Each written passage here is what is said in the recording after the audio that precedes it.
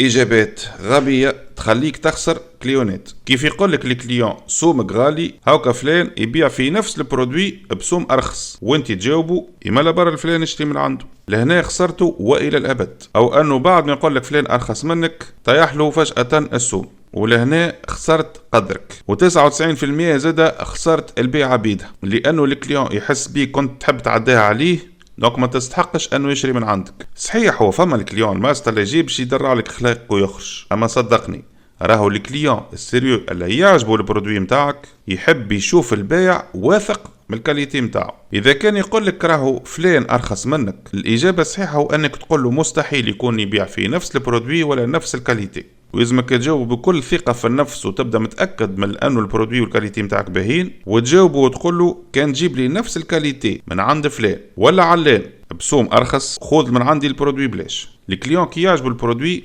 يحب يزيد يتاكد من الكاليتي من عند وثوق البايع في البرودوي متاعه، والعلاقه الامنه هذه هي اللي تخليه يتخذ قرار الشراء. حتى كان ما شراش يبقى يحترمك، وعلاقة الاحترام هذيك لازم ترجعه يشري من عندك. وذاك علاش التجارة الصحيحة هي خدمة وصبر وحسن معاملة قبل كل شيء.